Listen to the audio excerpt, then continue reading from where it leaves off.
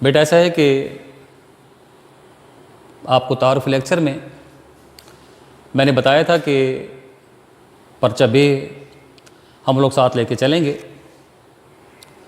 तो पर्चा बे का जो यहाँ हमारा पहला सवाल आपसे बोर्ड में पूछा जाएगा, वो सवाल आपका खतूत नवीसी और आप बीती से मुतालिक होगा। ये सवाल 10 नंबरों पर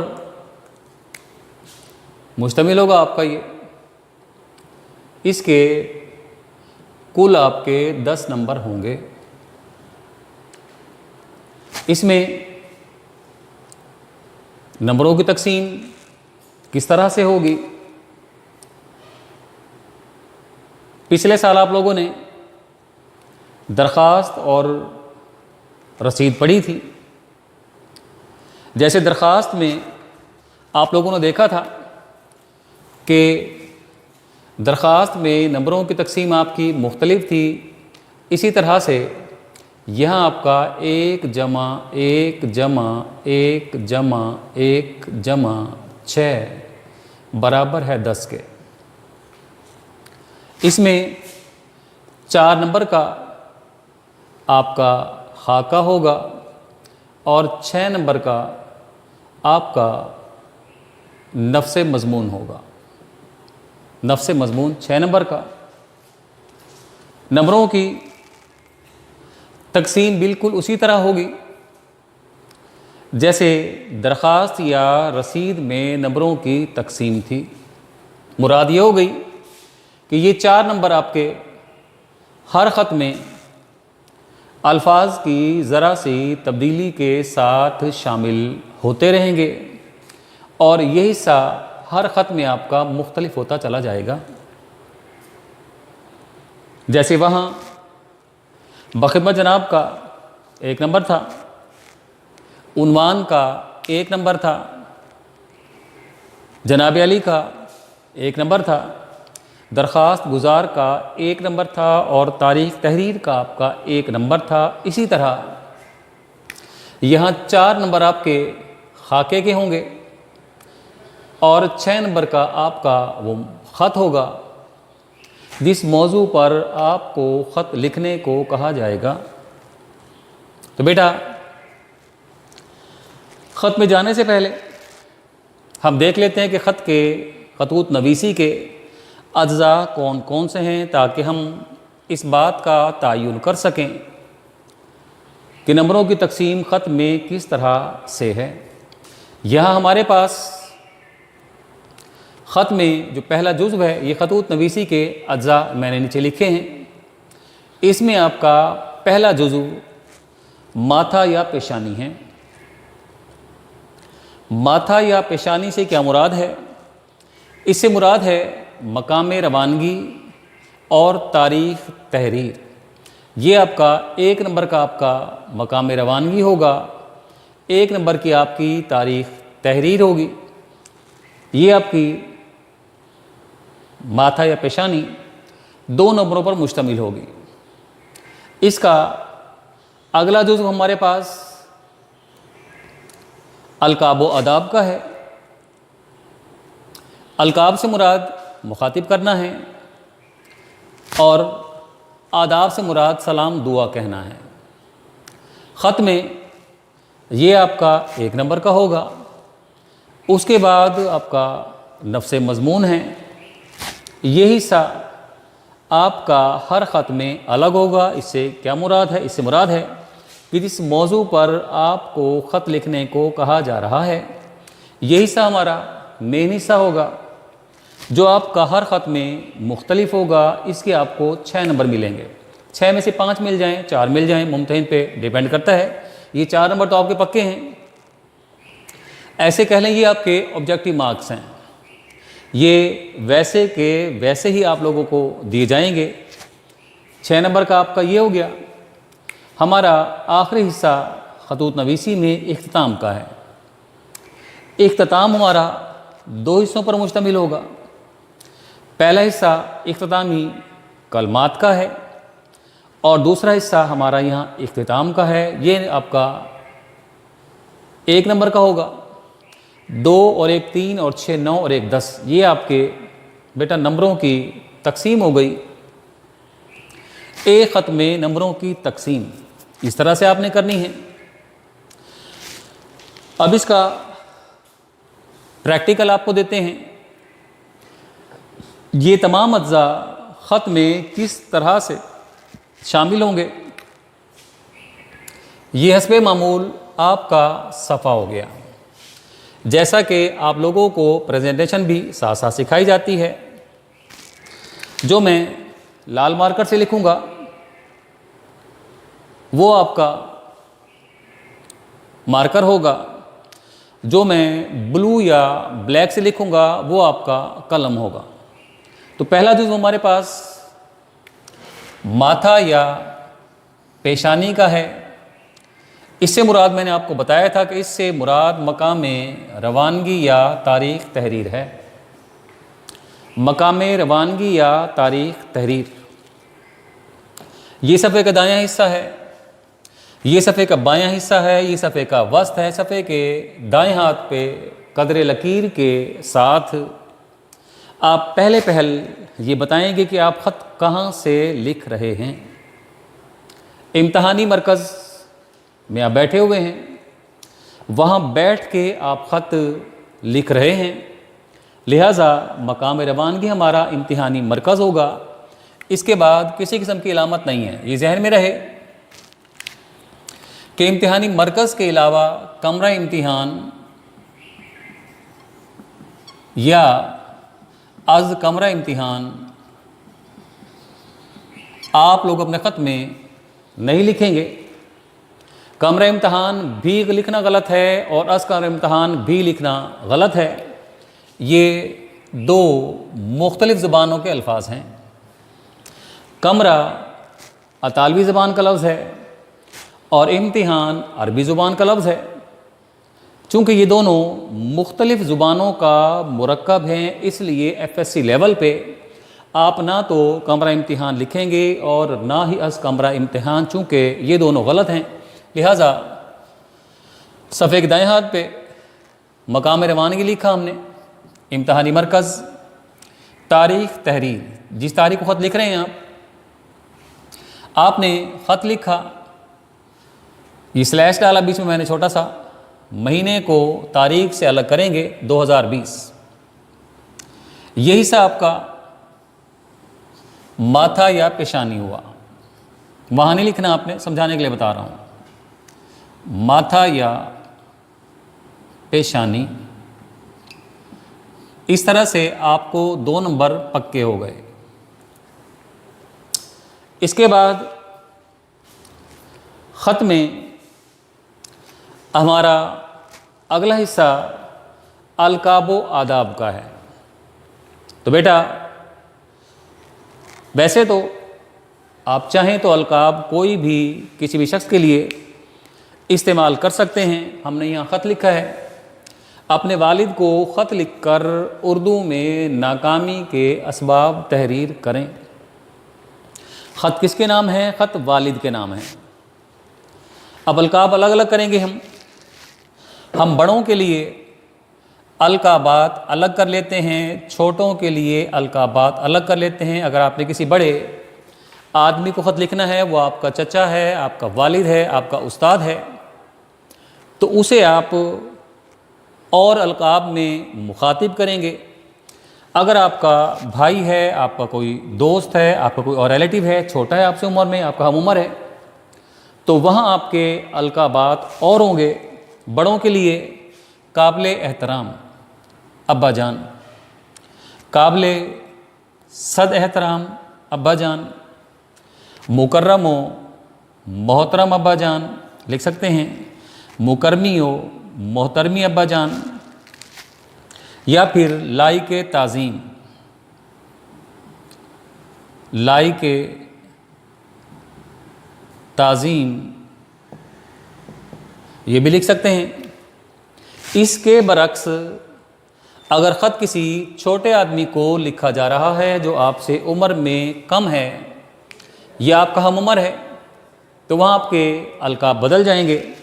छोटों के लिए प्यारे दोस्त लिख सकते हैं, अजीज़म लिख सकते हैं, अजीज़ी लिख सकते हैं, बिरादिरम लिख सकते हैं, जान से प्यारे दोस्त लिख सकते हैं, अजीज़ अज़जान दोस्त लिख सकते हैं, या फिर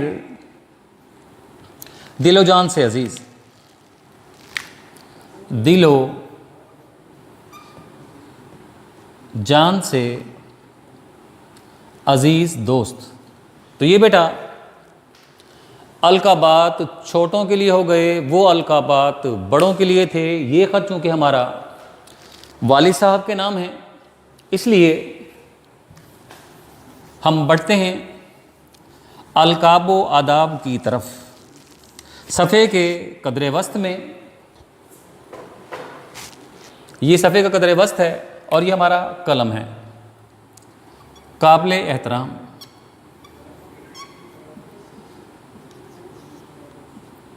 काबिल एहतराम अब्बा जान, कलम से लिखा हमने। एक्सक्लेमेटरी मार्क यानी निदाइया की अलामत हम साथ ही यहाँ लिखेंगे।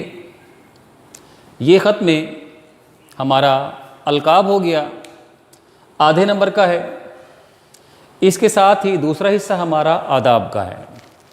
आदाब, सबसे अच्छा आदाब अस्सलामु अलैकुम, लाइन छोड़ेंगे, अस्सलामु अलैकुम।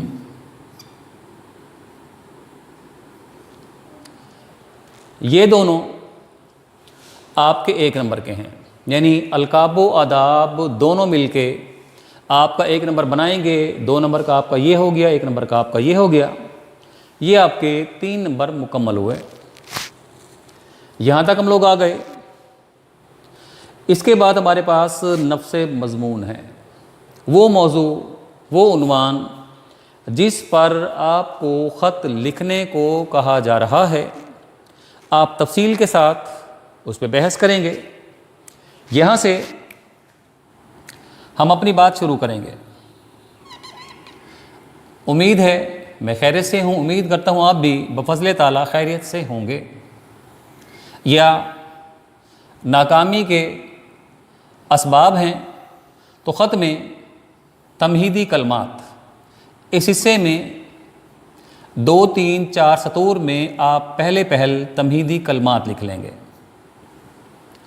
तमहीदी कलमात से मुराद आप ये कह सकते हैं कि मैं बफ़ज़ल ताला खैरियत से हूँ, उम्मीद करता हूँ कि आप भी खैर वाफ़ियत से होंगे।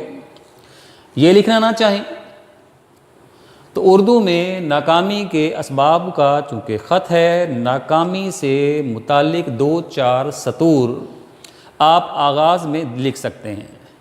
जैसे कामयाबी और नाकामी का चोली दामन का साथ है। इंसान जहाँ ज़िंदगी में बहुत सी कामयाबियाँ हासिल करता है, वहीं बेशुमार नाकामियों का सामना भी करना पड़ता है।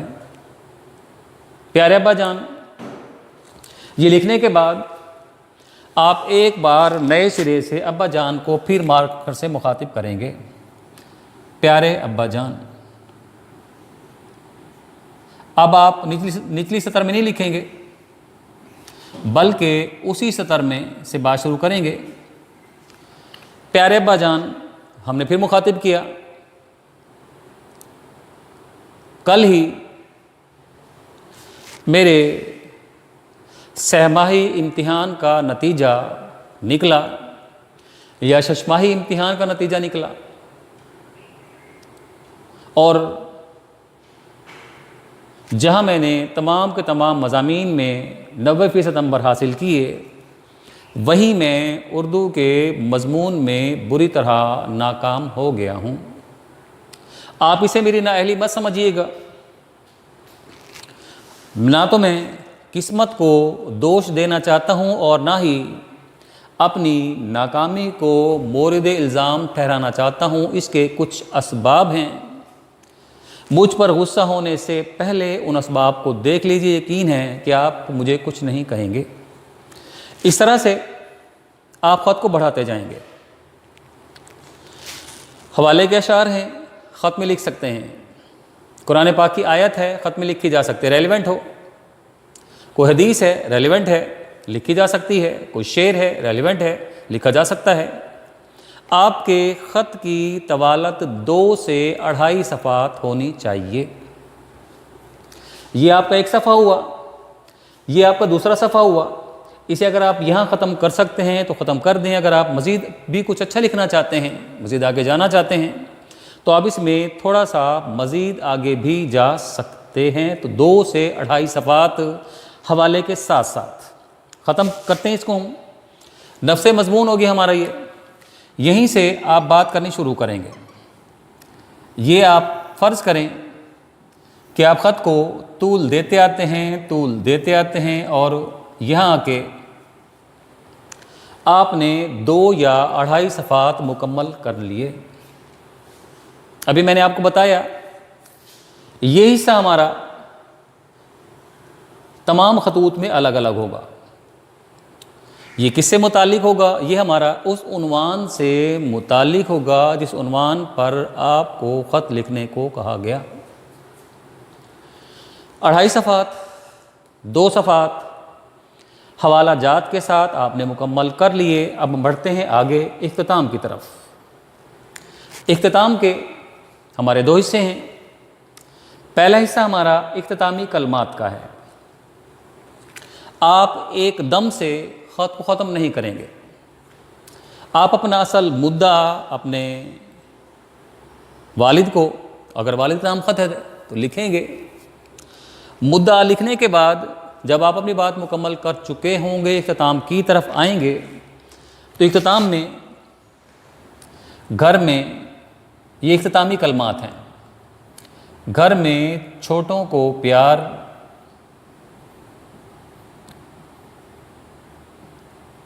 बड़ों को सलाम।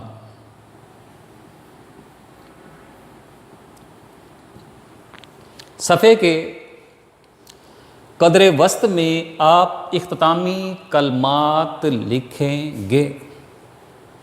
ये हमारे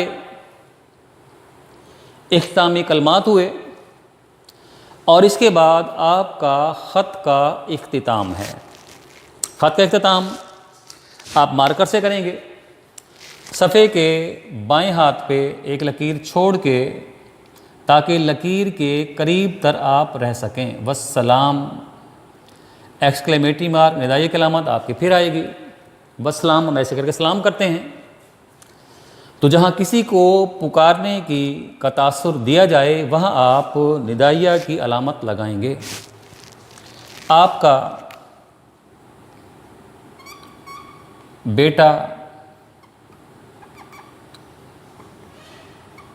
अलिफ, बे और जीम, ये बेटा